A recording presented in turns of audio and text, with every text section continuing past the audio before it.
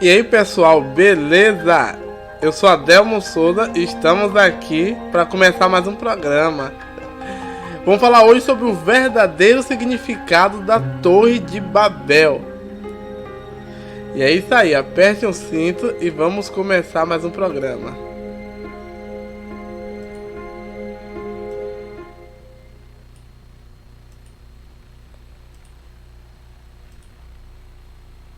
Então vamos lá, voltamos. Antes de mais nada, mandando aqui um abraço para os meninos aí do Quarteto Luzes de Vitória da Conquista, né? Passou final de semana agora, o último conosco aí na PIB de Ferradas. Canta muito lindo, Deus abençoe Tadeu, Dima e os outros meninos aí, né? Deus abençoe a todos eles, Misael, esqueci o nome dos outros, sabe? Mas é normal. Tô mandando um abraço também para meu amigão Alan Araújo, que é um parceiro aqui do programa Explicando a Bíblia para Leigos, só que a gente tá sem poder fazer, mas vamos marcar para fazer. Mandando um abraço para sua esposa Adriana, Anne, e mandando também um abraço para seu filho Gabriel. Mandando um abraço também para todos os membros ali da Primeira Igreja Batista de Ferrada, todos os nossos amigos, conhecidos, né, de outras igrejas também, todos os nossos irmãos. O Wallace Brender também aí, Deus abençoe. E hoje tem uma coisa importante, que hoje eu vou poder falar o nome de quem perguntou, porque tudo aqui é anônimo, a gente não fala nome, né? Respeitando cada um que pergunta, né? Mas dessa vez eu vou poder falar. Isso é bom. Essa pergunta vem de Alan. Na verdade não vem de Alan. Vem do filho de Alan, fez pra Alan, Alan já respondeu do jeito dele. E ele quer uma resposta, ele pediu pra mim fazer uma resposta do meu jeito aqui nos vídeos. E eu vou fazer, né? E é mais ou menos nesse sentido. Por que em Gênesis 11 Deus destruiu a Torre de Babel e confundiu as línguas e não faz o mesmo hoje? Isso aí é a enquete que eu coloquei, mas o que na verdade ele perguntou foi isso. Em Gênesis 11 nos fala da Torre de Babel. Deus criou uma confusão nos idiomas porque os homens queriam fazer uma construção para atingir o céu. E hoje, com tecnologia indiscutivelmente superior à da época, o homem enviou sondas espaciais, foguetes, tem evidência de que já foram na Lua e em outros planetas. E aí, o que dizer disso? Resumindo, o Alan gosta de jogar a batata quente na minha mão, né? Mas eu vou descascar essa batata. Mas para descascar essa batata não é muito simples assim. Eu não posso chegar aqui como um ocidental qualquer no século 21 e achar que eu vou falar de um texto de sabedoria assim tão fácil. Quem escreveu foi Moisés, de uma época bem diferente, ali na idade do bronze mais ou menos, de uma época anterior à época dele, a idade antiga, né? Texto de revelações até de outras civilizações, ele aplicou ali para os judeus naquela revelação ali. E não posso chegar aqui e dizer, é só isso. Não, então a gente vai ter que embarcar nessa viagem. Então apertem os cintos, vamos entrar aqui no DeLorean e vamos de volta para o passado para depois vir de volta para o futuro. Então vamos lá, pessoal.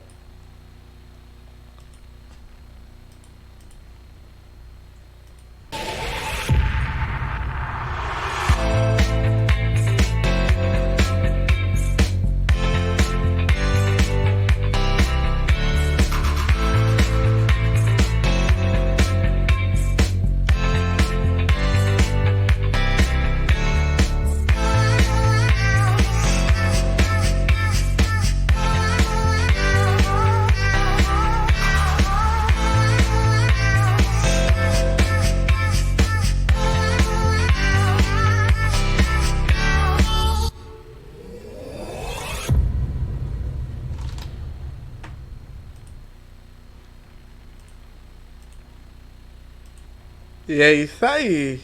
De volta para o futuro. Estamos na Babilônia agora. Então vamos lá. Eu gostaria de falar uma coisa para Gabriel e para quem nos ouve, né? Alan também. Primeiramente, como eu falei, nós temos que transportar para o Oriente Médio, Você não pode falar uma coisa porque eu acho dessa maneira. Ah, porque isso prefigura Cristo, porque isso é assim. Não é assim que funciona. Eu respeito quem tem esse modo de pensar, mas não é assim que funcionam as coisas. Então, vamos lá primeiramente. Eu só gostaria de dizer a Gabriel que o texto em si, ele não fala de construção. Ele não fala de altitudes lá no fundo. Tá falando de altitude nem de construção. Ele está abordando uma realidade de um povo que mora nômade, né? Eles são povos nômades, que eles moram numa região hostil e que tem muita inundação. Então, a história da arca para eles, Moisés recontando, porque a gente está falando do povo hebreu recebendo revelações de... Porque, tipo assim, não foi na época dos hebreus com o do Egito que teve o dilúvio, foi antes. Não era obrigado contar isso para os hebreus. Essa revelação vem por um outro motivo. Porque a turma fica se comportando como se o dilúvio acontecesse com os hebreus. Nem existia hebreus ainda. Não era obrigado Moisés trazer à tona isso para ele. Mas se trouxe é porque tem um outro sentido. E é isso que eu quero falar para vocês. Então é isso aí. Então a pergunta de Gabriel vocês já viram aí, que foi feito para o pai dele, né? Meu amigo Alan Araújo. Então, por que em Gênesis 11 Deus destruiu a torre e confundiu a língua? Só porque eles construíram o prédio. E não faz isso hoje, né? Como eu falo, hoje tem prédio de alta altitude e tal. Então vamos falar sobre isso. Primeiramente, eu só quero deixar claro para vocês que a Bíblia, ela não era dividida em capítulos e versículos. E não era um livro, era rolos. E os livros eram separados. Eu já falei isso aqui várias vezes. Uma Bíblia não é inspirada. Gente, a Bíblia é a compilação do livro. Mas os livros ele já existia antes de estar tudo junto no códice ou no papiro. Então o que acontece? E o livro de Gênesis, o livro de Bereshit, é o livro de Bereshit. Digamos que tem vários livros numa mesa. Então, um livro de Gênesis é um, o outro livro é o de Êxodo. Não era tudo em um só, como agora está compilado. A imprensa que fez isso. Vamos entender isso primeiro. Então vamos lá. O livro de Gênesis, ele não tinha capítulo e versículo e nem ponto parágrafo. Era uma porção inteira. Noé sai com sua família da arca. Então, tudo que aconteceu com Noé, tomou vinho, os parentes, o Nimrod, todo mundo, ali é um complexo inteiro até nascer Abraão. É assim que funciona a Bíblia. Só que, na modernidade ali, não lembro quando foi o ano, alguns judeus já tinham feito isso, separado em versículo, mas não em capítulo, para não criar esse problema. Mas o bispo, arcebispo de Cantuária, Stephen, esqueci o nome dele agora, ele dividiu em capítulos e versículos. É uma questão até de localização geográfica. Isso é bom? É, mas o ruim de tudo, meio com a coordenada. Mas o ruim é que às vezes você bota um ponto parágrafo onde não é para botar. O sentido vai embora. Não acabou aquela história. E é essas coisas que acontecem, porque... Se você for entender tudo isso, vamos lá. Então, Gabriel, as coisas não começam no capítulo 11. Ela começa bem antes, né? Esse negócio aí. Ela começa naquela parte chata, que a turma não gosta de ler, né? Então, ela começa, na verdade, as coisas acontecem no capítulo 9 de Gênesis. No capítulo 9 de Gênesis, Deus, se você for lá ler Gênesis 9, versículo 1, capítulo 9, versículo 1, Deus abençoou a Noé e seus filhos, e determinou-lhes: sede fecundos, multiplicai-vos e enchei a terra. Entenderam agora? Sede o medo e o pavor de todos os animais da terra e de todas as aves do céu, como de todo o que se move na terra e de todos os peixes do mar. Eles são entregues a vossas mãos, eu entrego a vocês. Tudo que se move e possui vida vos servirá de alimento. Tudo isso vos dou, como vos dei a verdura e as plantas. Mas não comerei a carne com a sua alma, isto é, o sangue. Então aqui é o preâmbulo, né? Nesse capítulo 9, ele tem a lei que a gente chama de lei de Noé, dos Bnei Noah, que é a lei que não é a lei judaica, é a lei para quem não é judeu. Vai falar que a gente pode comer todos os alimentos, desde que não coma a vida dele, que é o sangue, e que a gente não mate o próximo e ppp. Tá ali. Mas aí começa, Deus dá uma ordem para que o ser humano se espalhe. Ele tenha muitos filhos, crie muito gado, muita coisa e se espalhe. Pronto. Essa é a ordem.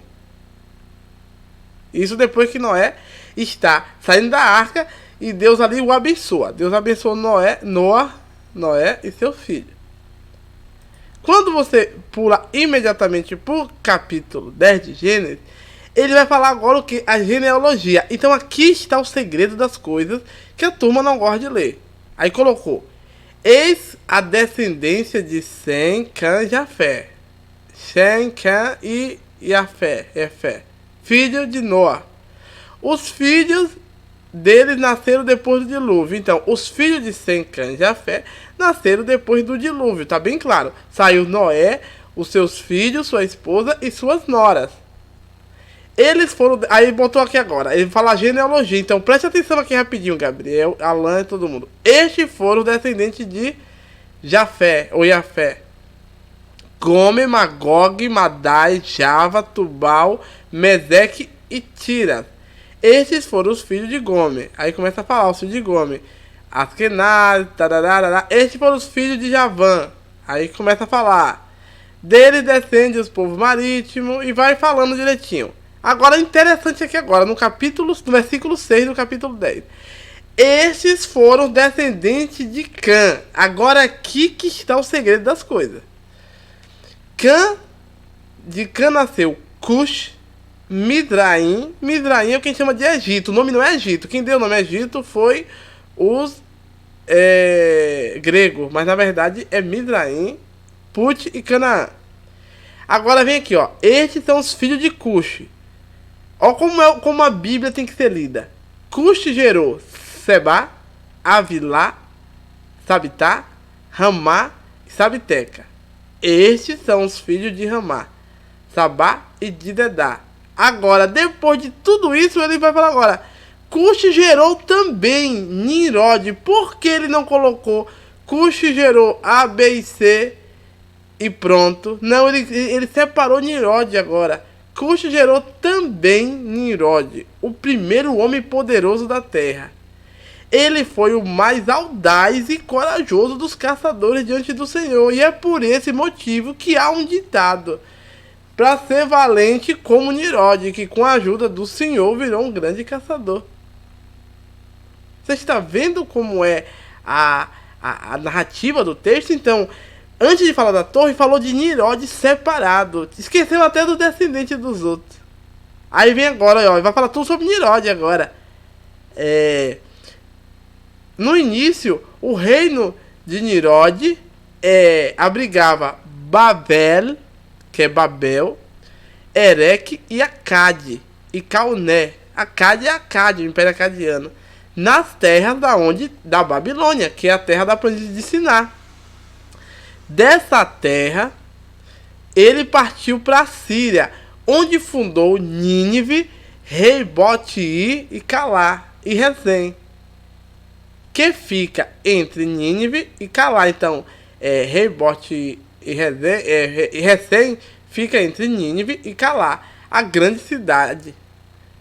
Midraim deu origem aos luditas, que vai falar que são os filhos. Agora vamos parar aqui rapidinho nos filhos de Cush. Então, ele falou exclusivamente de Nimrod. Por quê? Porque é daí agora que vai falar a Torre de Babel. Entendeu? As coisas não caem do céu assim, é desse jeito, não. Tem um porquê, a Bíblia tem que saber ler. Então ele já disse que Nimrod é um homem poderoso, ele é um homem influente, ele é forte e poderoso. Então, os filhos de meninos já podiam dominar todos os animais e tudo, que foi o que Deus disse, os filhos de Noé, e os descendentes de Noé também, os seus netos também. Só que entre eles tem um que se destacou, esse era muito forte e poderoso, e ele era astuto, que é Nimrod. Então vamos lá. A pergunta de Gabriel é o seguinte, antes de eu falar da torre. Vamos supor, eles queriam fazer uma torre que chegasse até o céu. E Deus não aceitou isso. Deus falou, não, peraí, até aí não, você vai até certa altura, depois daí eu derrubo. Aí Deus foi lá e derrubou. Porque Deus é tinhoso e derrubou. Na visão do povo é assim, na visão ocidental. Mas nós pegamos aquele carro e estamos agora na Babilônia, é diferente. A visão agora aqui é outra. Primeiramente, vamos lá. Aí vem aquela pergunta, Adelmo, os aviões voam em uma certa altitude, em cima das nuvens, passa das nuvens, então eles passaram do céu. E por que Deus não derrubou o avião, jogou um raio e queimou o avião e derrubou? Em Dubai tem aquele prédio Burj Khalifa, que eu chamo Burj Dubai, mas é Burj Khalifa. Esse prédio gigantesco que ele tem todas as características de uma torre de Babel. Ele está numa planície alagada, que foi ali aterrada. Foi criada uma ilha artificial ali no deserto. É uma planície, basicamente, onde ele está ali, localizado. E ele tem não sei quantos metros de altura. Não tem a altura da Torre de Babel. A Torre de Babel é mais alta, na descrição é mais alta do que ele ainda, pra você ter uma ideia, naquela época. Mas esse Burj Khalifa, que é o prédio mais alto por enquanto, ele tem 828 metros de altura e 160 andares. Não é brincadeira. Ele é ali nos Emirados Árabes Unidos, né? Foi criado ali em Dubai, né? Quem não sabe vai ver a história lá depois. É bom saber de história geral, porque senão a pessoa fica por fora. Então, o Burj Khalifa aqui, ele tem toda a característica de uma torre de Babel, né? E por que Deus não derrubou essa bendita torre? Deus não derrubou essa torre porque ela não tem a função da Torre de Babel. Outra questão aqui. Nós estamos falando de Nimrod, né? Nimrod é essa pessoa aqui, não é ele aí, é uma representação, mas Nimrod tem aquele aspecto dos assírios, barbudo, forte e tal, e malvado também. Mas é porque ele que fundou essa cidade. A Síria tem a característica de Nimrod, né? Então vamos lá. O que é, na verdade, o local onde foi feito a torre e a cidade de Babilônia? Primeiramente, houve o dilúvio, matou aquela galera antediluviana maldosa, estava toda híbrida, toda acabada com tudo, maldade por todo lado. Deus separou Noé, que é Noé. Noé e seus filhos foram lá, entraram na arca e Deus matou aquela galera toda ali e trouxe eles de volta ali naquela montanha ali. Eles desceram e andaram até a planície ali. Aqui temos a planície do Siná, né? Aqui é um exemplo de uma planície alagada. Esse tipo de planície é um lugar propício para desenvolver agricultura, para se desenvolver. Por quê? Porque é um lugar onde tem muita água, vai ter muita fruta, é um oásis. No deserto ali, isso aí é um oásis, né? É o paraíso, é o Éden, Heaven. Então o que acontece? A realidade é assim, eu que moro perto do rio, eu sei o que é isso. Eu moro na planície, viu, Gabriel? Lá minha rua é a planície, a sua avó também é a planície. Lá em cima é os lugares altos. Então, depois do dilúvio, eles estavam com medo de água ainda. Como a gente está com medo de água depois daquela enchente que teve agora, né? A gente ainda não aguenta ver falar de chuva. A gente tem o mesmo sentimento de que somos seres humanos, né? E eles estavam andando e só via planície. Então eles estavam com medo da água que descesse ali daquela montanha, matasse afogado eles. Então já estava escaldado de água. E eles não tinham montanha. Então o que aconteceu? Houve um projeto ambicioso. E agora eu quero falar. A Torre de Babel, Gabriel, não está falando de uma construção. Ela está falando de uma ideia, de uma religião, de uma filosofia, de uma política, geopolítica do local. Ela não está falando de arquitetura, por mais que use do artifício da arquitetura, mas não está falando nada disso. Então vamos lá. O que aconteceu? Eles não têm os territórios assim, ó. Eles não têm um território de planalto, de montanha, né? Então que pode encher o rio e eles não vão ficar com medo de morrer afogado. Então eles já estavam escaldados. Então aquele governo Nimrod, que estava se candidatando a ser o líder deles, eles teve uma grande ideia. Então vamos ler Gênesis 11 agora para falar, depois eu entro nesse assunto que você me perguntou. Gênesis 11.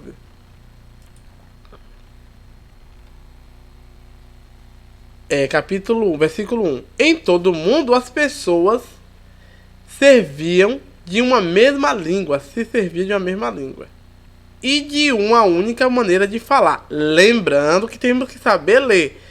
Língua é uma coisa e a modo de falar é outra. Quando os seres humanos emigraram para o Oriente, encontraram uma planície em Sinear, ou Sinar.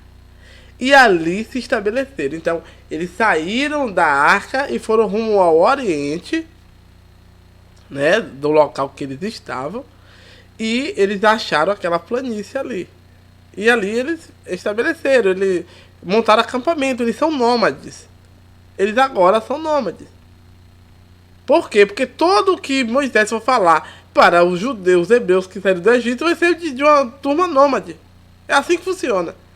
Combinaram uns com os outros. Então eles sentaram uns com os outros e falaram: vinde, façamos tijolos e cozamos ou cozinhamos-los no fogo. Engraçado que ele fala: vinde, façamos tijolos, porque assim, ali é uma planície, não tem pedra, não quebrou das montanhas com as pedras. Tem ali aquela areia calcária ruim, areia muito fina, e precisa fazer tijolos. E aí? Aquele barro ali, mas não tem pedra sólida. Então teve que... A primeira questão aí agora é eles fazer o que? O tijolo. O tijolo serviu de pedra e o betume serviu de argamassa. Então, no versículo já deixa bem claro que como eles não tinham pedra natural, eles criaram uma pedra artificial. Então, temos já um problema aí, que eu vou falar daqui a pouco sobre isso. E o betume virou argamassa. E decidiram, porque o betume, quando esquenta com aquela pedra vitrificada, ele cria uma amálgama e cola ali e fica muito sólido, fica igual a pedra mesmo, por causa da temperatura do calor, né? E disseram mais: vinde, construamos uma cidade e uma torre cuja o ápice penetre no céu. Então, cujo cume chega até o céu. Dessa forma, nosso nome será honrado por todos e jamais seremos dispersos pela face da terra. Olha os segredos aí aparecendo. O Senhor então desceu para observar a cidade e a torre que os homens estavam erguendo. Então declarou Yahvé, ou Senhor: eis que a humanidade se constituiu em um só povo, e falam todo a mesma língua. Olha, é outra questão da linguagem. E essa construção é apenas o início de suas iniciativas. Em breve, nada poderá impedi-los de realizar o que eles querem. Agora, aqui que é o segredo, ó. Portanto, vinde. Deus já estava lá. Os outros que foram fazer o processo não estavam. Portanto, vinde, desçamos, confundamos a linguagem dos seres humanos, a fim de que não mais entendam uns com os outros. E foi dessa maneira que o Senhor espalhou dali por toda a terra, e pararam de erguer a cidade. Por isso ficou conhecida como Babel, porquanto ali o Senhor confundiu a língua de todo mundo. E assim, desde a Babilônia, o Senhor dispersou a humanidade sobre a face da terra. Agora vamos falar aqui uma coisa interessante. Esse texto claramente não está falando de construção. Esse texto, Gabriel, Alan, Adriana e a turma, esse texto está falando exclusivamente uma questão política religiosa. tá muito claro pra mim isso aí. O que acontece? Ele não tá falando, Gabriel, de um prédio que é alto e que ele...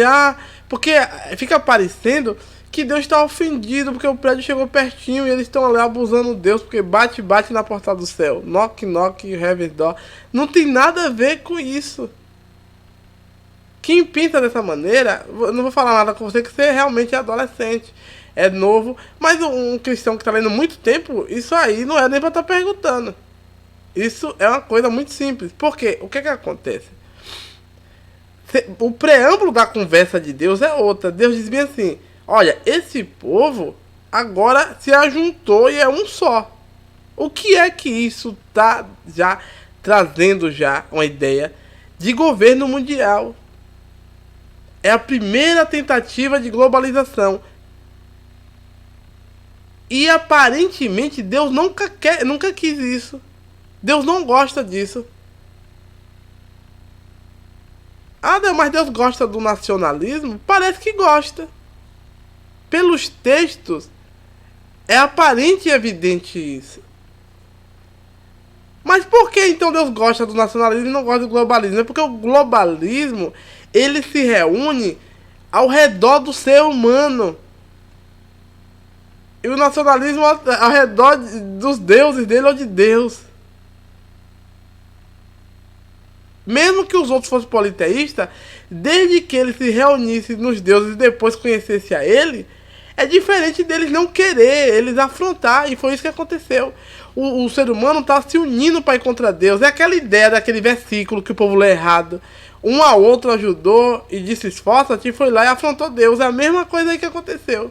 Deus não gosta disso. Então, esse texto, ele está diretamente falando da questão política e religiosa. Não é de construção. Não, ele derrubou, não é porque está chegando até o céu, não. Que fica parecendo que chegou até o céu, Deus está com medo. Ai, meu Deus, socorro, vamos lá derrubar, porque já estão chegando aqui na porta. Eles vão abrir aí o alçapão e entrar. O sótão. Não é assim que funciona esse texto. Que leitura é essa? Gente. O texto está dizendo é que eles queriam se tornar famosos e ser honrados. Eles queriam ser deuses. Eles queriam ser adorados pelas pessoas. Eles seriam os grandes ídolos. E as pessoas, a ralé de lá debaixo da cidade, iria fazer o quê? Iria adorar eles. É isso que o texto está trazendo ali. Ficou muito claro. A cidade de Babilônia era mais ou menos isso aqui, ó. É uma planície grande, toda murada. E com aquela torre lá no meio, que é a Torre de Babel, que é uma torre e é um santuário ao mesmo tempo para adorar o rei que estava ali, que era Nimrod. É essa ideia que Deus não gostou da Babilônia. Ele foi lá, porque essa torre, a intenção deles era chamar a atenção dos deuses. Ela é a morada dos deuses, é o portal dos deuses, porque a Babilônia significa portal dos deuses. Babel é um apelido depreciativo que os judeus botou. Mas Babilônia é o portal dos deuses mesmo. E por ironia do destino, chamou Deus mesmo, e Deus desceu ali. O negócio é que ele não gostou da pitada. Foi essa a questão. Continuando aqui, a outra ideia que está trazendo aqui, sem ser religiosa, é que Deus não quer um governo mundial. Porque o governo mundial, ele une todos ao redor dele e não dispersa. E as pessoas vivem escravizadas. Essa que é a ideia que o texto trouxe. Se você olhar bem, Gabriel, você que é novo, depois você procura lá, a Margaret Thatcher, né, ela disse uma vez, né, não vou falar com todas as palavras, mas eu vou parafrasear aqui, né, ela disse que gostava da ideia do apoio econômico entre os países ali, né, da Europa ali, da União Europeia. Mas ela não aceitava e nem gostava da ideia de unir as culturas. Ela deixaria que cada um deveria ter suas culturas raiz lá. Eles poderiam estar ali fazendo um acordo econômico, mas não para fazer isso aí. Aí uma coisa interessante, que ela falou mais ou menos sobre isso, né? A União Europeia deve ter uns 30 anos, mais ou menos, que existe a União Europeia, né? Mas a Margaret Thatcher falou isso. A Europa só vai ser forte quando os ingleses forem ingleses, quando os franceses forem franceses, quando os belgas forem belgas, e assim sucessivamente. Não é bom apagar a história. Não é bom apagar a identidade. Que é o que eu chamo de nacionalismo, lá no fundo. É por isso que a maioria dos pensadores modernos e filósofos são contra a religião, são contra a Bíblia. E alguns cristãos, meninos, caem nessa história dele.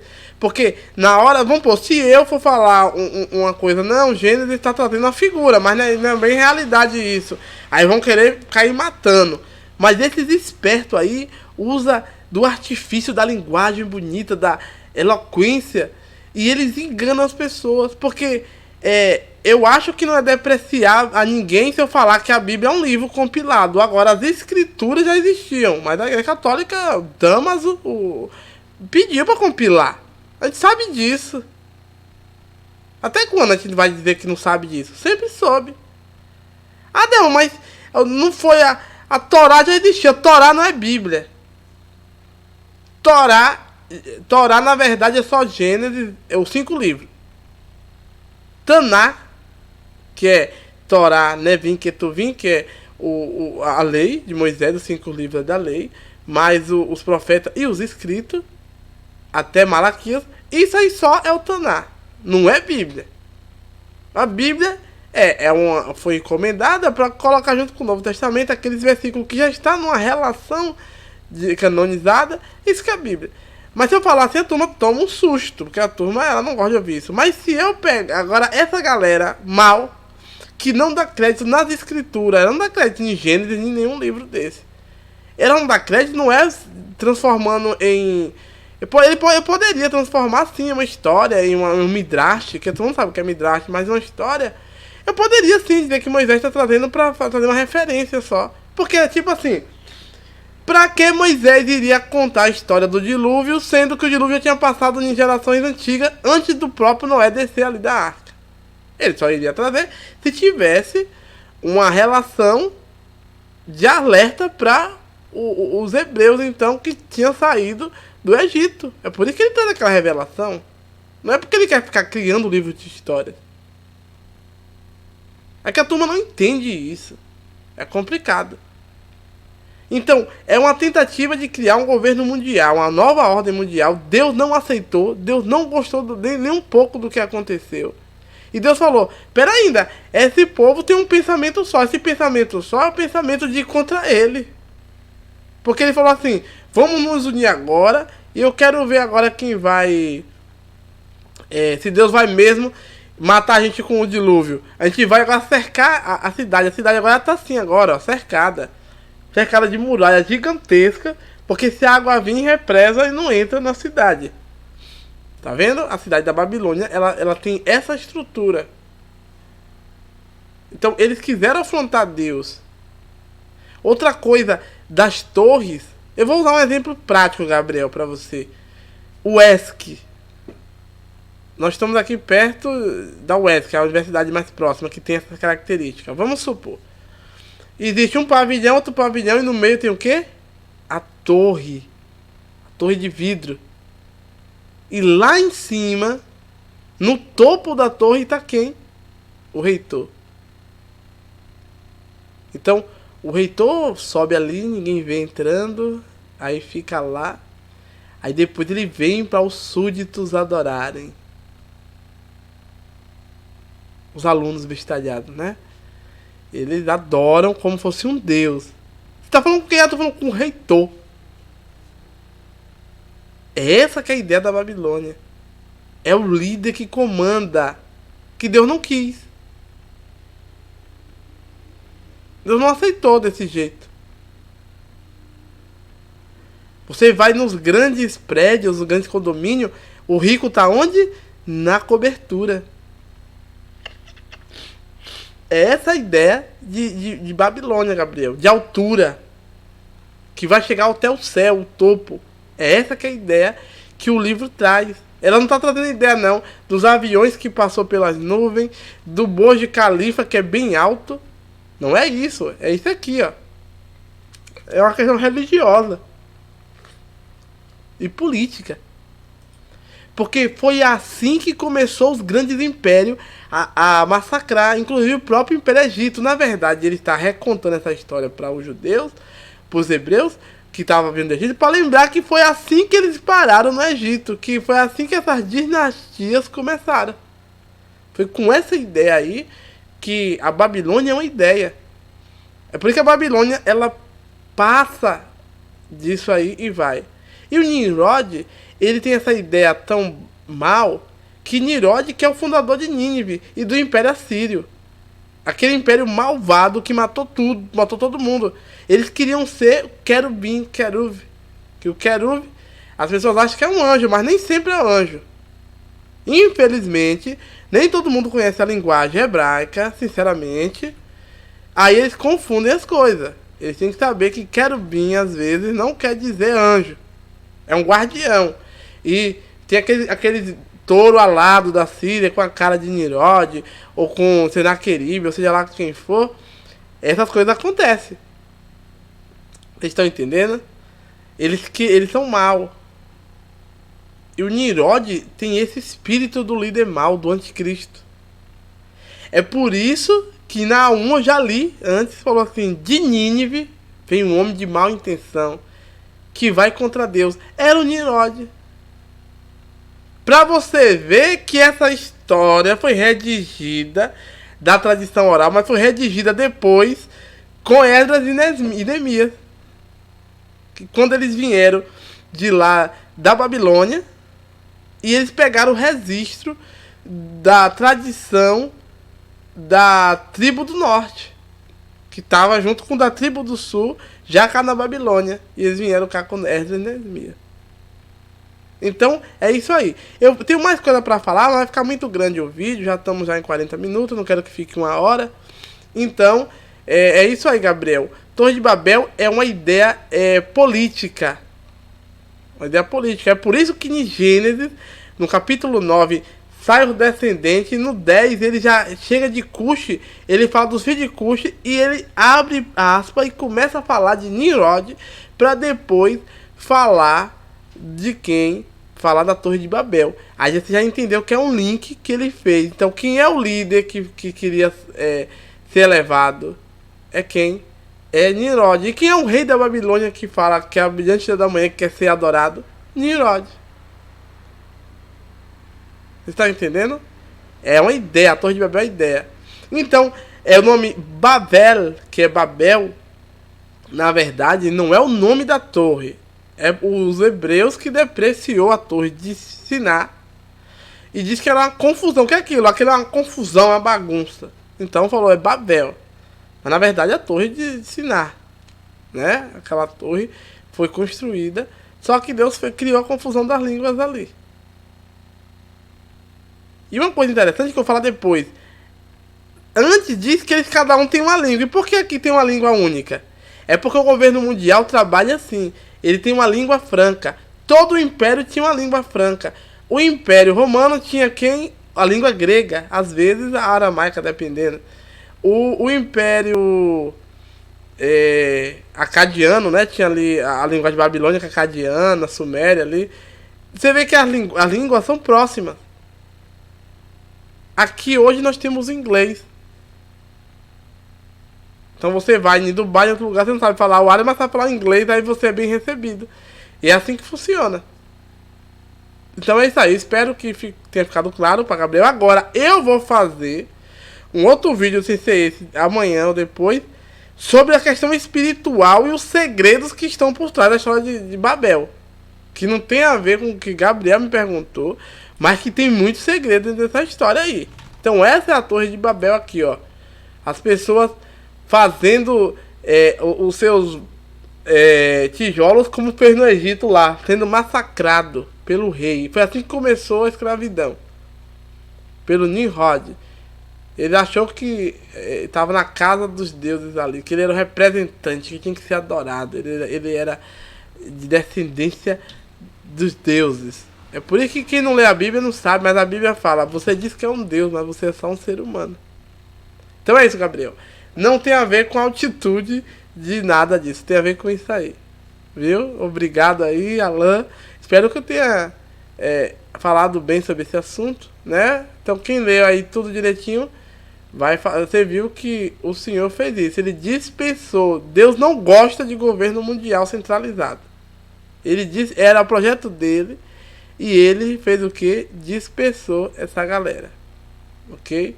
Agora, amanhã eu poderei fazer, amanhã depois, outro vídeo sobre a Babilônia, trazendo todo esse arcabouço de ideia aí sobre essa questão. Uma questão mais espiritual, que tem muitos segredos aí. Tudo em um vídeo não dá, né? Fica muito grande.